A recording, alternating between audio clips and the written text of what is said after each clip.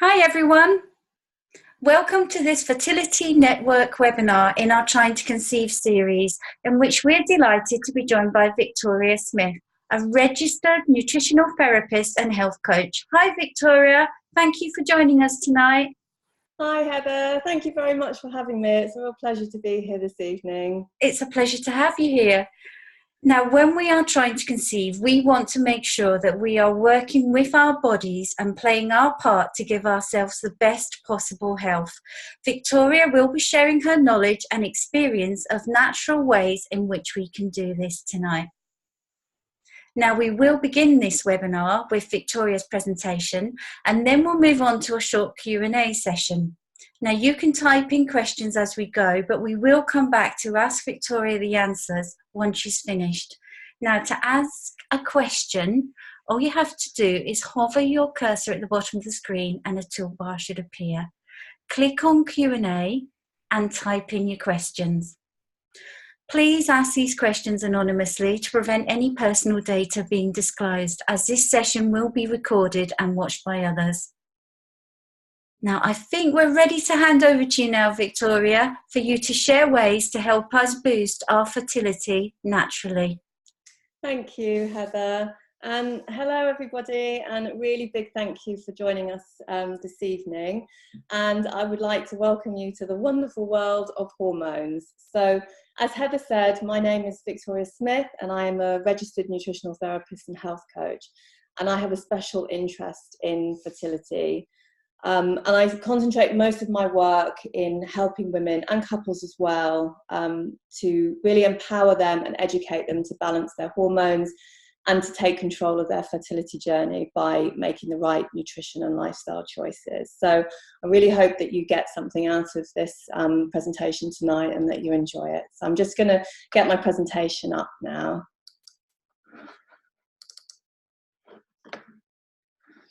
Okay, so welcome to Help Boost Your Fertility Naturally. So tonight's discussion, really I'm going to sort of introduce myself a little bit more and tell you a bit more about my own story. And then I want to just sort of have a discussion a little bit about how long does it actually take to prepare for conception. And then I'm going to share with you my 5 top tips for success. And then at the end, as Heather said, we've got some time for some questions.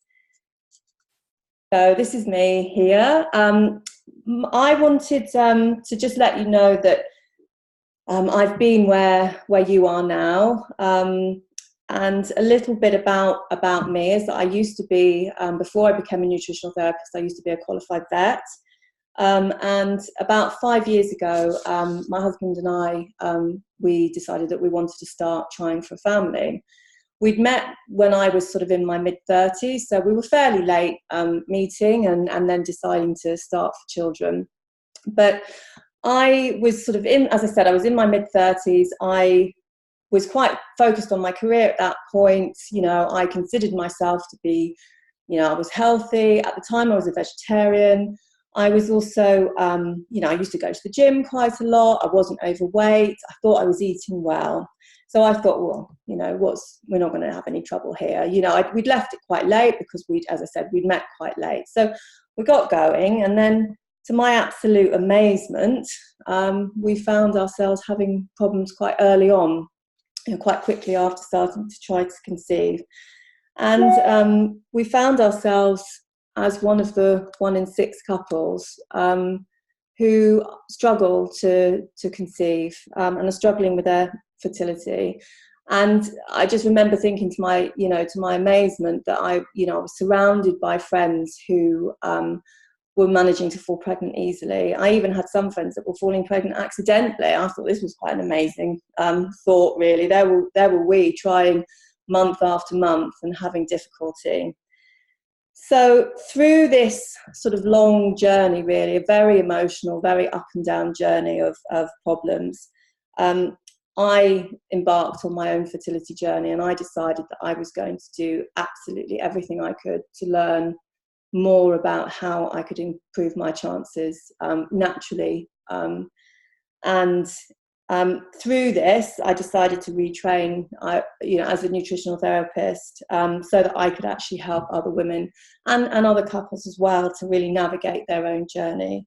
And sort of 5 years later, and we were lucky enough to have a 2-year-old daughter now. So I imagine that some of you might be thinking that you've got your sort of nutrition and your lifestyle covered. You might be eating your 5 a day, you might be taking a fertility supplement, but unfortunately there's a huge amount involved in fertility, and it's a very complex and very individualized subject. But what I really want to get across this evening is that there is a huge amount that you can do starting right now to really increase your chances of conceiving naturally, or whether you're going down the assisted route. And just get across the message that it really is never too late to start. So this phrase here, that if you change nothing, nothing will change. And this was something that really, really resonated with me while we were struggling to have a baby. And it led me to be proactive, and it led me to be curious about what I could do. And that's really what I want you to come away with tonight, this feeling of actually being empowered. And you're not just in a place of despair and feeling desperate, because I have been there and I know that feeling very, very well. For me, at the time, I wanted a plan, and I wanted to feel that I was doing something I wanted to be proactive about it. I wanted something that was within my control, because fortunately so much of fertility and infertility you feel out of control with. So tonight's talk is really an introduction to sort of changes that you can make, both with your diet and with your lifestyle. But it's a good place to start, and I really hope that it opens up this sense of curiosity and a feeling of empowerment for you as well. Okay, so how long does it actually take to prepare for conception?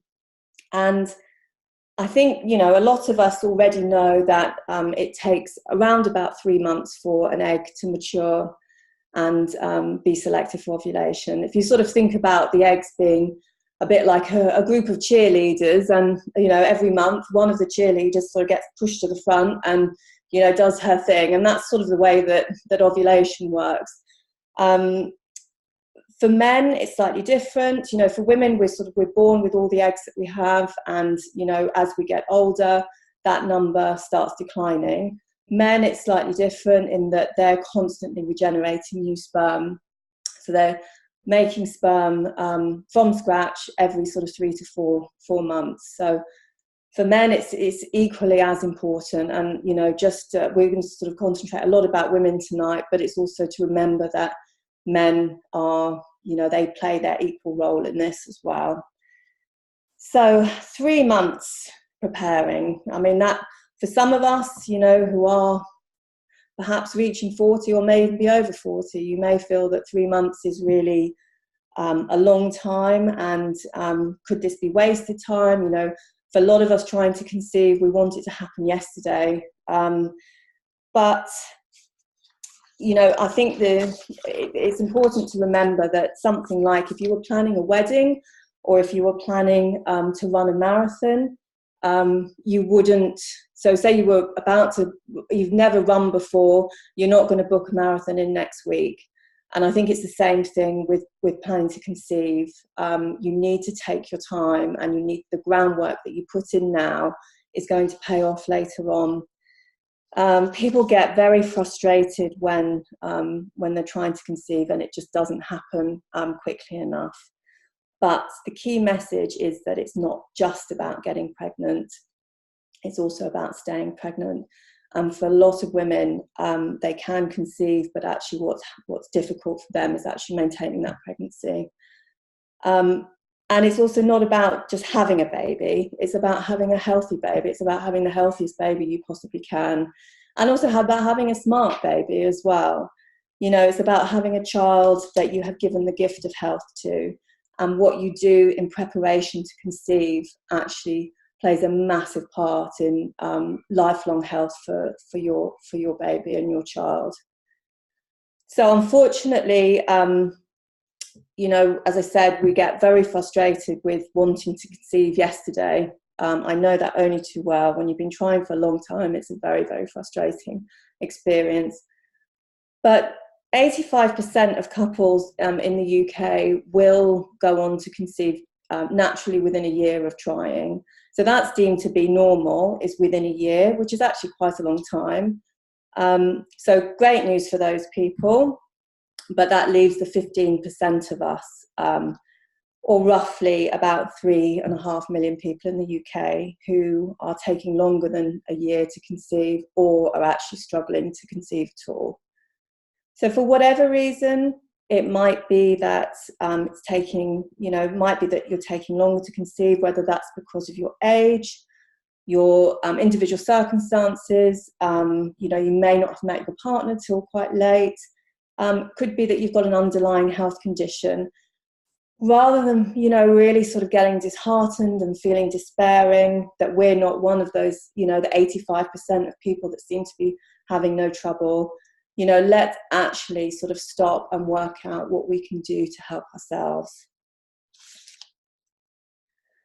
So as I promised, my top 5 tips for success are, just move that out of the way so you can see, sorry, are number 1, that preparation is key. I will keep going on about this evening.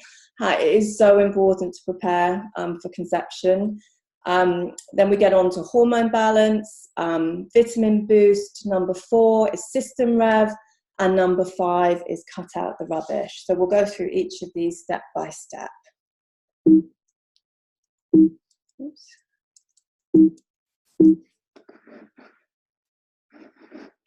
Sorry, just bear with me a second.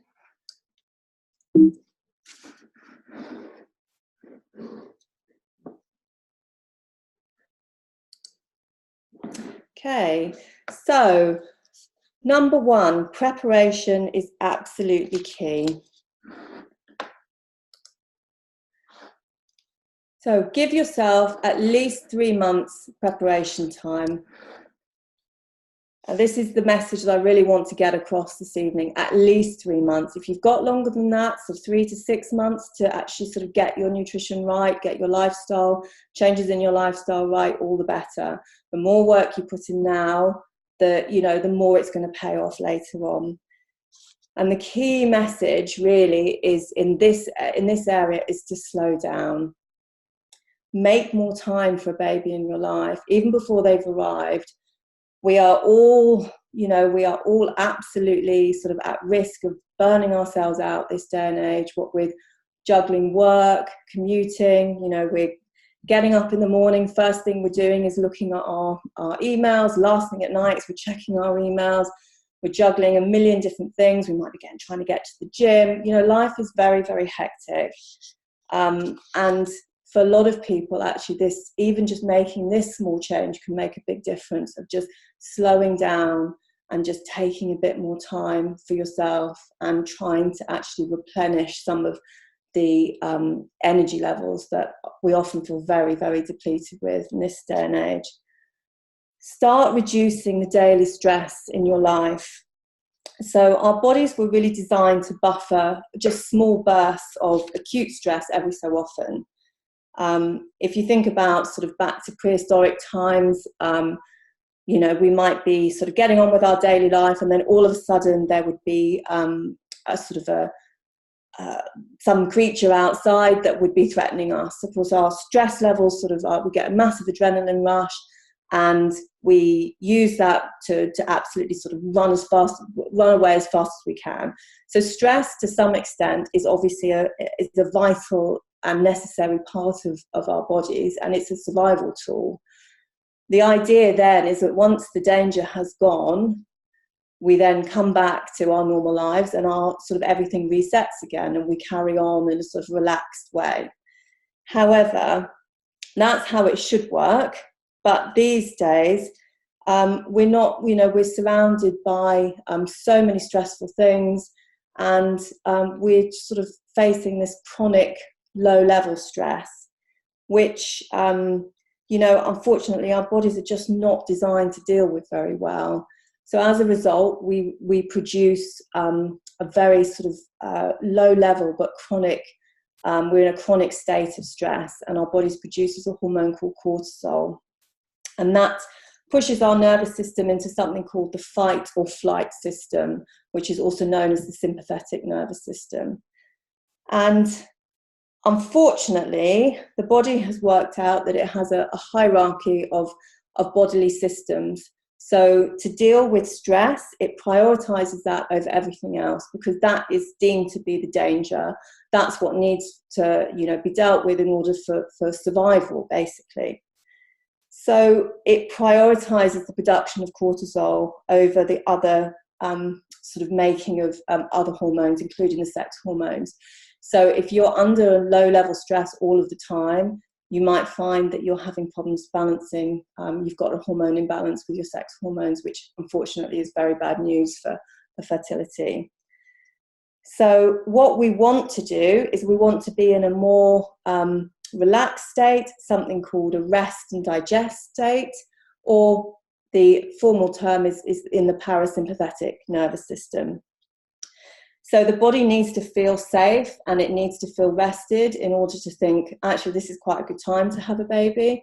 If we're under stress and we're feeling threatened and we perceive danger around us, the body's going to go, actually, no, this is not a good time. I need to deal with this first of all. This is really not a good time to have a baby. So you get the idea that actually we need to find ways to reduce the daily stress in our lives. So how do we do that? Well, first thing is look at your sleep. You need to be getting enough sleep every night. So are you one of those people that is staying up till, whatever time, just watching that extra sort of episode on Netflix? Are you getting sort of at least 7 to 8 hours sleep a night? If not, you need to start thinking about going to bed earlier.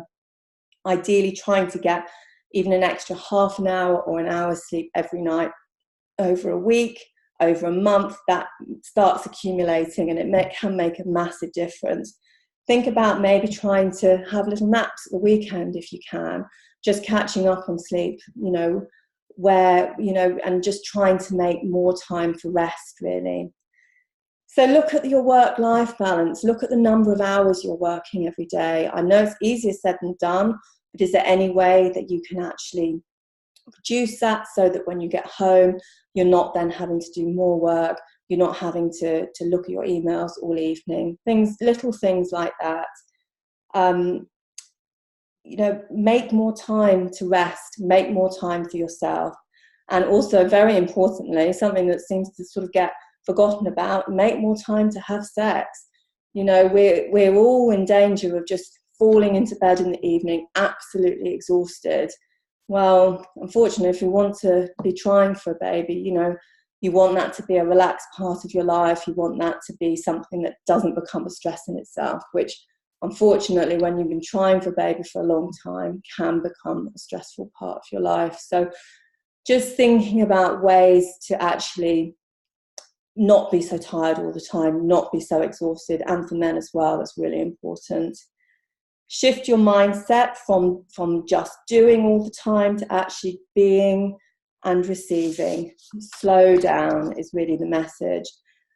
And then start getting rid of the toxic load in your life. So this is a really important message for the 3 months before you even start trying for a baby, because these things can take more time. And we'll talk about this a little bit more at the end. But things like start getting rid of the plastics, plastic bottles, swapping over to a BPA-free reusable bottle, using glass more, so storing food in glass, stop using things like cling films, that sort of thing.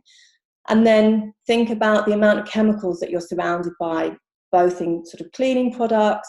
You can start switching when things have run out. Try and see if you can find a more natural alternative that doesn't have so many chemicals in it. Things like your shampoos, your conditioners, your makeup, face creams. when you start thinking about it, it's actually quite frightening just how many things that we're exposed to on a daily basis that are full of chemicals. So things like that, you know, start clearing out all of those things from your sort of bathrooms and your makeup bags and things. And then another couple of ideas that I've actually, you know, found personally to be very successful, and also with other clients that I work with. If you've had a sort of a long and often quite negative sort of fertility journey, it can be quite difficult to turn that around mentally and start thinking more positively about things. So I think it's quite a good idea to start thinking about, you know, positive daily affirmations, positive visualizations, this idea of actually beginning to really trust your body again, to have confidence that it knows what it's doing, and to actually just feel much more positive about the whole thing, you know, to get out of this sort of sense of despair. And things like keeping a you know, gratitude journal. There's now quite a lot of evidence to show that even just little mind shifts of feeling more positive can make a little bit of a difference. So I really like, and I quite often sort of recommend, there's a chap called Russell Davis. I'm sure some of you have heard of him. And he has a website called The Fertile Mind, and he's a hypnotherapist who specialises in fertility issues. And the idea being of listening to hypnotherapy sort of download for 10 minutes every day when you go to bed. So when you're falling asleep, you just plug in on your phone and you just listen to that. And the idea is that repetition over time can help reaffirm a sort of a feeling of positivity about sort of trying to conceive, whether that's naturally or whether that's in preparation for IVF as well. So just little things like that. And then finally, you know, try and incorporate some meditation, some daily yoga into your life.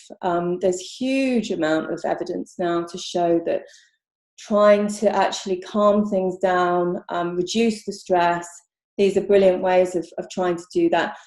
Little bit of a caveat to that is really try and avoid, when I say yoga, don't think, right, okay, I'm going to go and do Bikram and, you know, hot yoga and do very full on sort of Ashtanga types. It's about actually trying to do more relaxing things and really sort of making space and time to rest through yoga as well.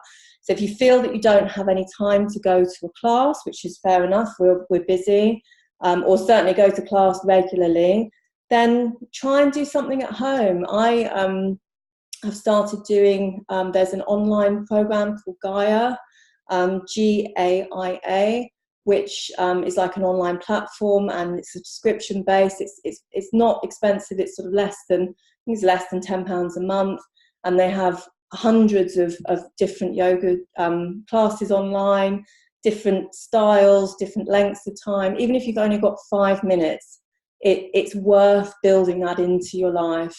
Even 5 minutes a day of yoga or 5 minutes a day of meditation can be you know, very empowering and really help you to calm everything down and can make a difference. So that's my first tip.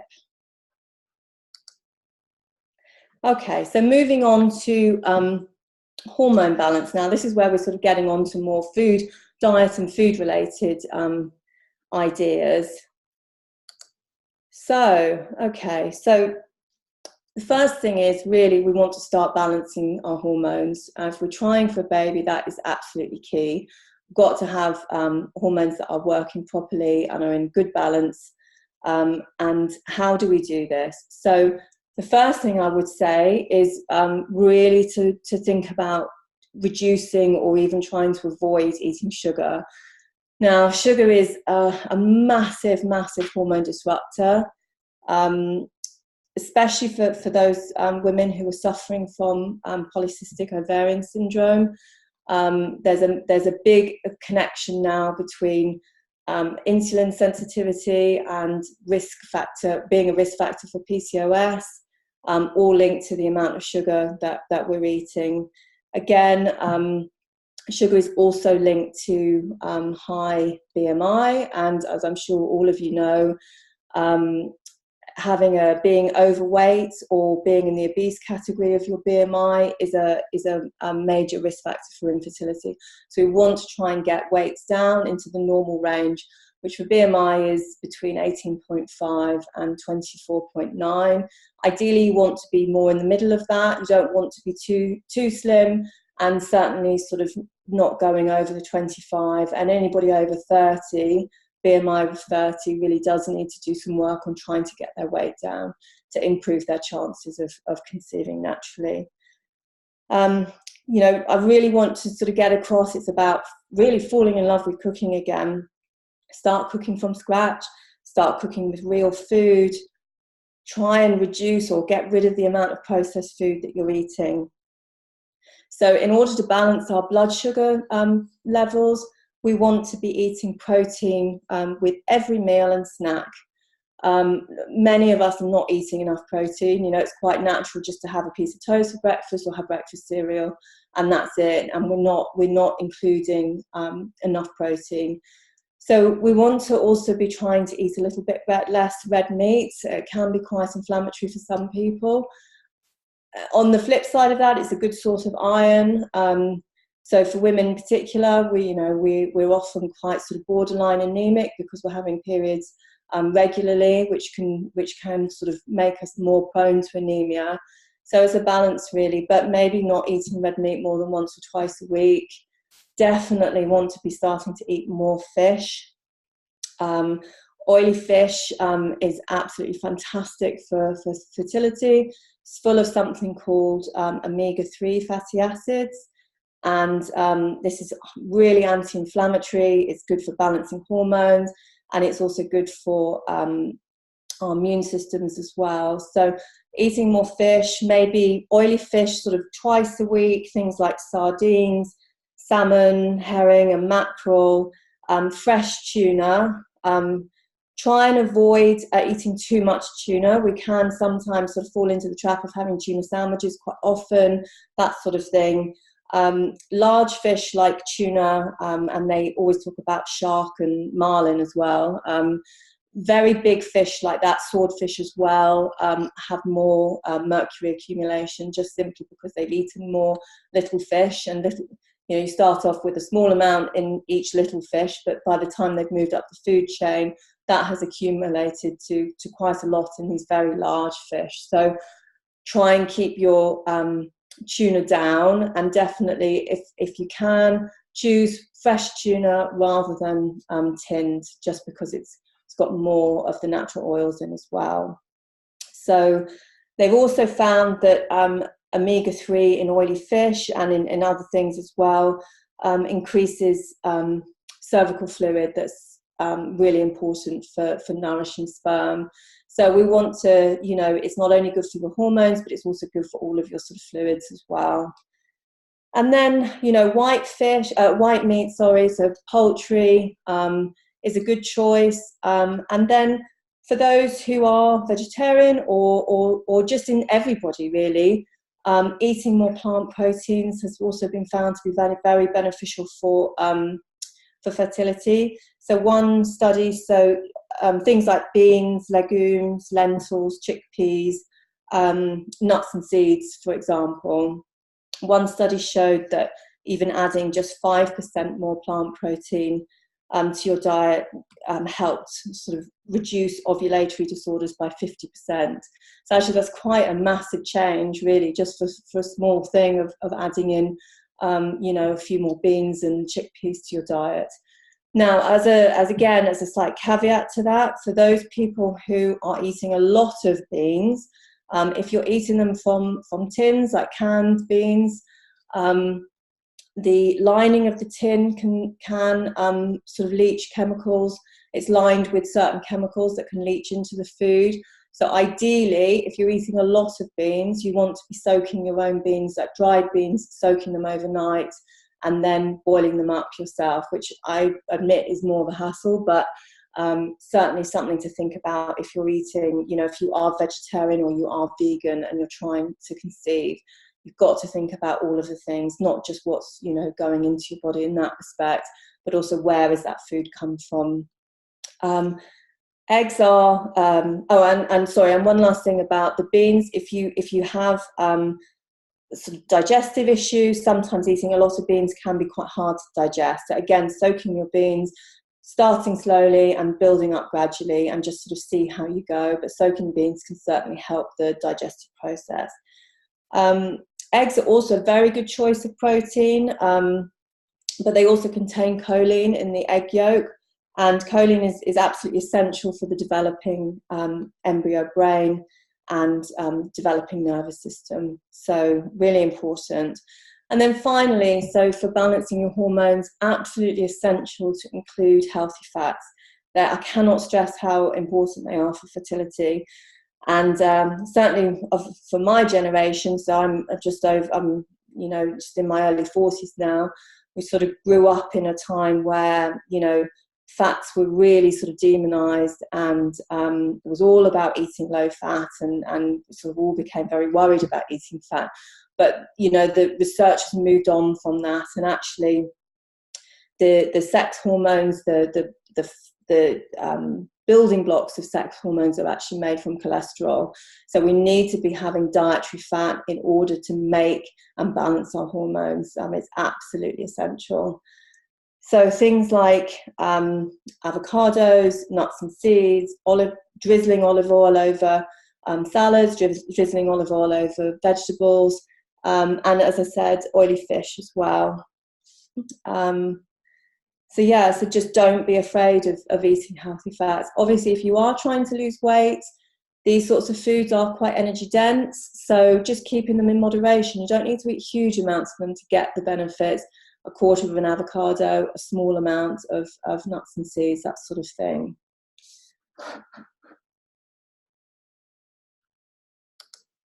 Okay, so number 3, moving on, is vitamin boost.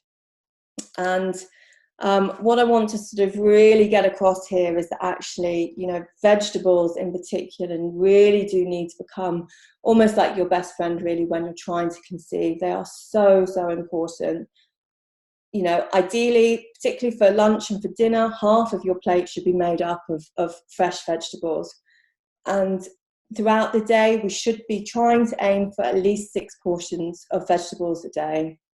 So the government guidelines of your 5 a day really don't go far enough in terms of nutrient content, in terms of the fact they're full of antioxidants and full of fibre as well. And a lot of people that are eating just their 5 a day, you might find that actually it's you're eating too much fruit. So you know, people that are just eating 5 portions of fruit, that's not enough, really. It's not good enough. You've got to be eating the vegetables. Try and aim for, you know, absolutely include fruits in your day, but try and keep it to sort of 2 to 3 portions of fruit a day only. Fruit is absolutely fantastic, and it's full of vitamins and minerals, but it's also quite high in sugar. So the idea is really just keep those maybe for a bit of breakfast or as a something after lunch or after dinner. But the main core of what you should be eating with fruit and veg should be your vegetables. And ideally as much sort of organic vegetables as you can afford. And I know that's, you know, sometimes that can be quite difficult.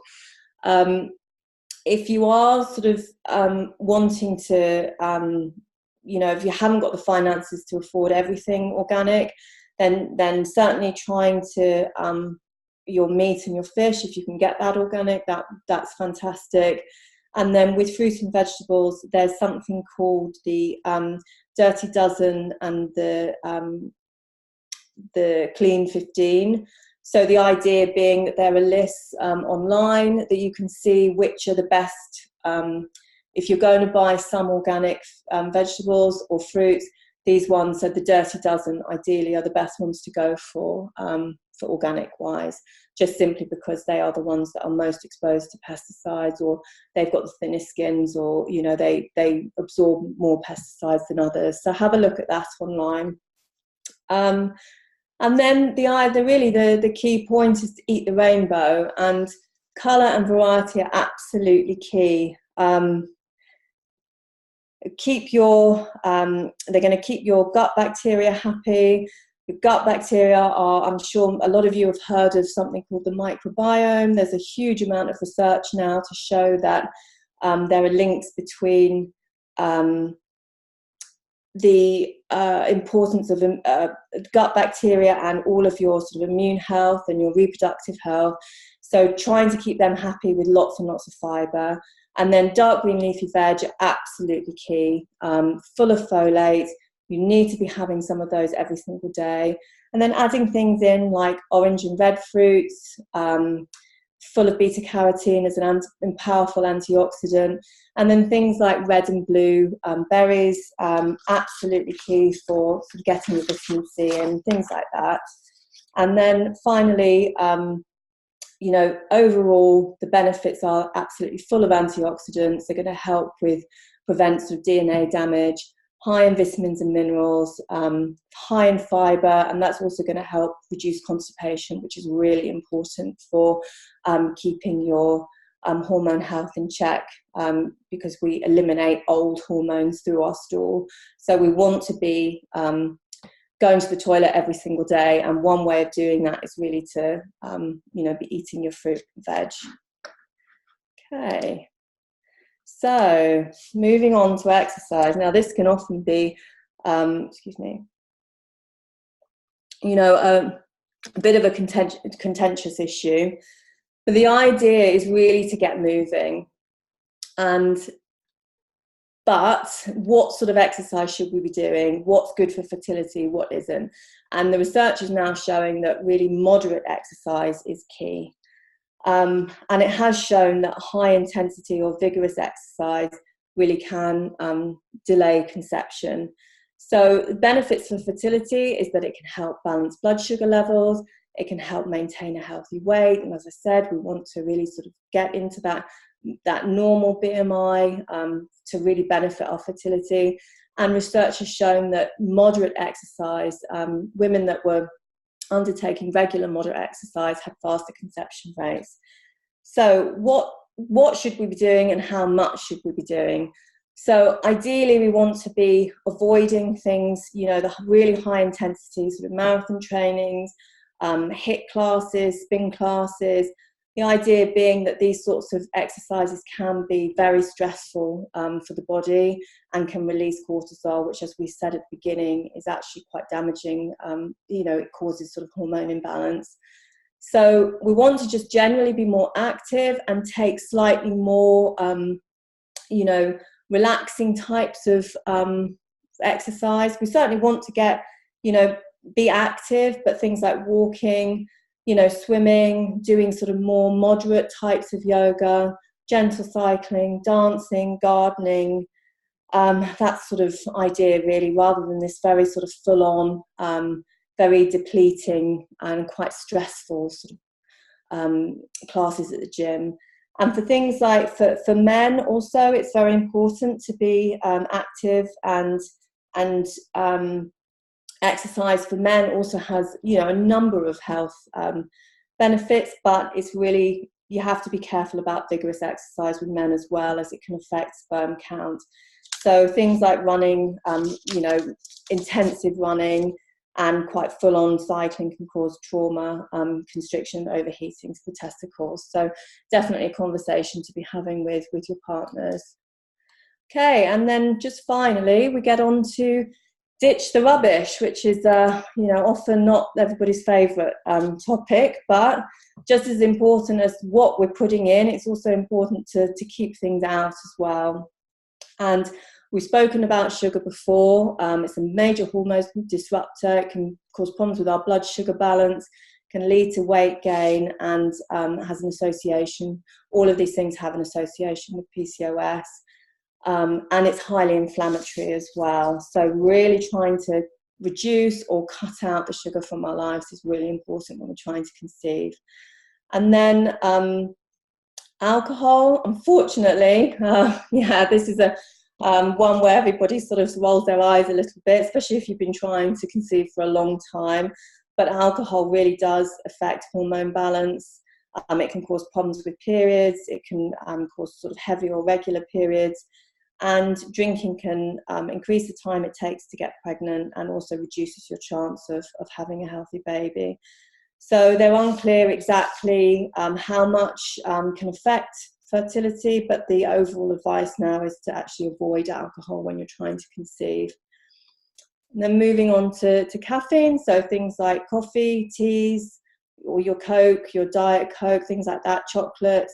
The government advice is for women who are pregnant to be having less than 200 milligrams of caffeine a day. That's the equivalent of about 1 cup of coffee a day, of sort of shop bought coffee a day. However, the research now is showing that women who are drinking, a fair amount of caffeine, can cause delays in conception. So the overall advice really, again, is if you're trying to conceive, is really to try and significantly reduce or completely avoid caffeine. So things like swapping over to decaf teas and coffees, making sure with coffee that you're choosing more natural ways of the decaf process, so things like the Swiss water method and the CO2 method don't use chemicals for their decaf process, whereas some coffee companies are still using chemicals to get rid of the caffeine. So just a little bit of warning in that it's not quite as simple as just going on to decaf. But things like lots of herbal teas, rooibos tea, or even try be adventurous and try dandelion coffee as well. So it's just the things like that. And a little sort of caveat here: if you are drinking normal tea, then don't drink it at meal times, just simply because it affects the tannin in tea can affect the absorption of the vitamins and the minerals in your food.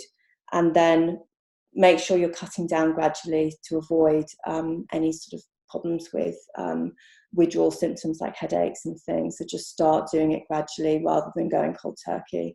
And then we spoke about products, swapping more natural ranges, and just trying to avoid all of the chemicals and things, so get rid of those out of your life. And then just as a final, before we go on to the questions, we'll have to sort of go through this quite quickly, but this was sort of an idea of trying to really get that mind-body connection going again, feeling more positive. And the idea is we'll just spend a minute doing this now, and then we'll move on to our questions. But everybody can just sort of take a bit of a breath and just close their eyes.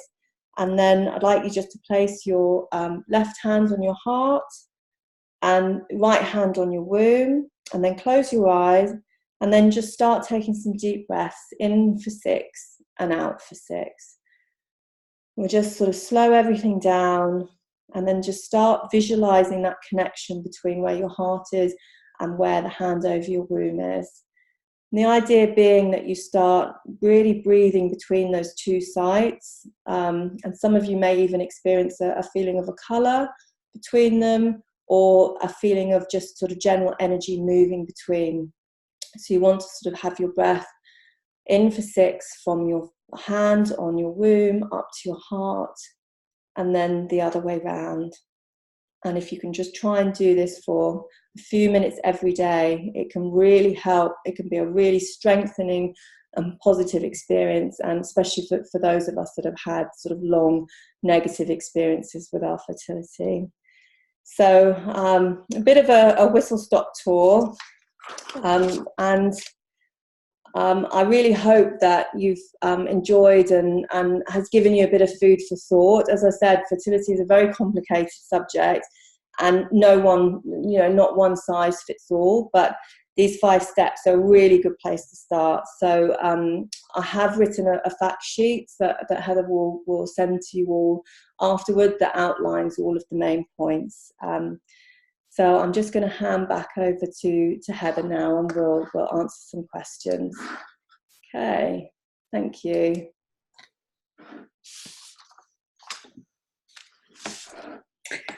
Hi, Victoria. Thank you very, very much for that. That was a really useful and information-packed whirlwind tour.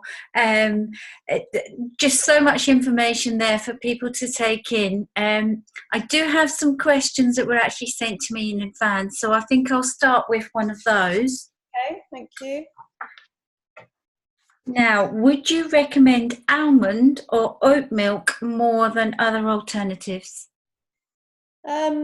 Well, I think that for those who are choosing not to have dairy or wanting more sort of variety in their diet, then definitely almond and oat milk are a good choice. I think the main thing is to make sure that they're the unsweetened varieties, because there can be quite a lot of sugar in some of the sweetened varieties, if that makes sense. Certainly with almonds as well, it's worth just checking the amount of almonds that are in them, because different brands have different, they might have just a couple of percent in one and go up to sort of 15% in another. So it's just worth having a look at, but definitely making sure that they're the unsweetened variety. And then if you're not eating dairy or drinking milk, then just making sure that you're having plenty of alternative calcium sources, things like your dark green leafy vegetables, your sesame seeds, and things like bony fish. So you can get sardines in tins that still have the bones, that are very, very soft, that you can actually are edible, and that's sort of full of calcium and things. So just a few ideas there. Things like almonds and chickpeas are a good source as well. Okay, another question is, I'm currently working on getting my BMI down so I can get treatment. What would you recommend for that? And I think you've sort of answered that question as we've gone along tonight, haven't you? Well, I think the whole thing really is about, the importance of realising, as I'm sure, most people who are trying to conceive know, that they need to be within that good, normal BMI. Definitely things like cutting out the sugar, trying to balance your hormones by eating more protein, eating more healthy fats, and eating more sort of vegetables, really, and certainly sort of making sure that you're doing regular exercise. I mean, it's part of the whole picture, really. There's no easy answer to weight loss, unfortunately, but looking at the amount of refined sugars and refined carbohydrates you're having is definitely a good place to start. So, yeah. Okay, let me just have a look at some of the questions that have been submitted. Okay, so quite a specific one. Do you have any tips for boosting a thin uterus lining? That's an interesting question. I think I'm not sure necessarily I have a specific tip for that. I think doing all of the things that I've spoken about tonight, the main thing is trying to balance your, balance your sex hormones, your progesterone and your estrogen. That's going to, if you can get that in balance, that's going to have a huge effect on all parts of the reproductive life. Making sure that you're also having regular periods and things. I think sort of certainly having a diet rich in antioxidants is going to help, and just generally increasing your fats as well, because the whole, that's going to help with inflammation as well, and just generally sort of improve all areas of the sort of the reproductive tract. Lovely, thank you.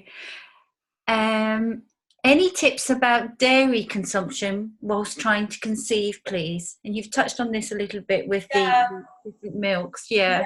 No, and I think again this is quite people get very confused about dairy. For some people, dairy is absolutely fine, and for others, they feel it's quite an inflammatory. It can be quite inflammatory for them. I think if you are going to have dairy, then definitely make sure it's full fat. Certainly, we don't want to be going with the skimmed or whatever. Try and vary it. So maybe not just having cow's milk, but maybe sort of adding in a bit of goat's or a bit of sheep's milk as well.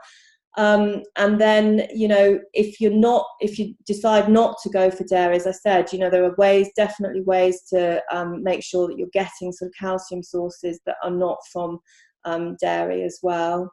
So I think it's a really individual choice, but definitely trying to get variety, not having it every single meal as well. and just making sure it's full fat, I think, is probably the main things. Okay. Somebody has asked, will you be sending a link to watch this again afterwards, as I don't think I'll be able to watch it to the end. Hopefully I've caught you before you've gone, but I just want to say that yes, there will be a link published on the internet. Just keep looking at the Fertility Network social media, and as soon as we have got the recording on our website, the link will you will be told on social media. And also, if you keep checking out the website page where you registered for this. Okay, let's get back to the nutrition for now. So there was another one down here about nutrition, which was, do you recommend any extra vitamins or complement in addition to the folic acid? Well, supplements are quite an individualized and specific sort of area, really. I mean, that certainly the government guidelines are that all women trying to conceive should be having at least having folic acid and vitamin D. My general thoughts really are that you know, I tend to not give general advice about vitamins, unfortunately, just simply because it's so individualized. And I tend to find that actually it's really important to be working with somebody individually in order to make those recommendations. What I would say, though, is that there is a whole range of different qualities of vitamins, and it's important to make sure that you are taking, if you are taking them, that they are good quality and they're not sort of, you know, full of fillers and other things. It's more synthetic type vitamins as well. So sorry, I can't answer that specifically, because I think it's important. I don't want to start giving out sort of blanket advice really when it's such an individualized you know, subject, really. So okay, back to the caffeine intake again. Another question that we've got is, does decaf mean 0% caffeine, or is there still some caffeine left? Well, unfortunately, I think there is a little bit of caffeine left in decaf coffee. So I think the idea is not to be, you know, drinking vast amounts of it. One, you know, the odd cup here or there, I think is absolutely fine. But, you know, trying to incorporate more, you know, completely caffeine-free drinks, things like herbal tea, rooibos tea, that sort of thing. And trying to actually break the cycle. We, you know, unfortunately in this country, we're very sort of, you know, we are very addicted to caffeine, and we're very addicted to the whole sort of ritual of having a coffee and things. So, you know, just trying to find alternatives for that. But yes, I think you're absolutely right that it doesn't mean completely no caffeine in whatsoever, but the levels are very small compared to that fully caffeinated coffee. So again, just now and again, really, I think is the answer to that. Okay, just a couple of questions left here. I have a luteal phase defect. What foods can help aid a successful implantation? Well, the classic one is pineapple. I think most women know that, and they're sort of, you know, madly eating pineapple around their sort of, you know, 5 or 6 days or whatever after their ovulation. I think, again, I think the key really is not necessarily what you're doing just for those 2 days of the month, but actually what you're doing for the whole month, and actually making sure that you're getting the basis of your nutrition right, rather than just seeing it as, you know, a one-off event. You need to see it really throughout the month of, am I getting enough protein? Am I getting enough healthy fats? Am I getting enough vitamins and minerals? You know, what am I doing with my stress levels? All those sorts of things I've spoken about tonight. But the classic one, as I said, is eating pineapple. It's the bromelain in pineapple that is meant to help with implantation. So, you know, it's worth a try, definitely. Absolutely. Okay. Last question then. I think we've answered them all once we've done this one, which is dancing, as in Just Dance on the Xbox game, appropriate exercise, and also dog walking? Yeah, I mean, anything that's not like massively overstrenuous. I mean, I think that sounds like great fun to do that. Certainly going out for a dog walk, definitely a great idea. I think anything that brings you pleasure and joy in that respect is going to make you feel more positive.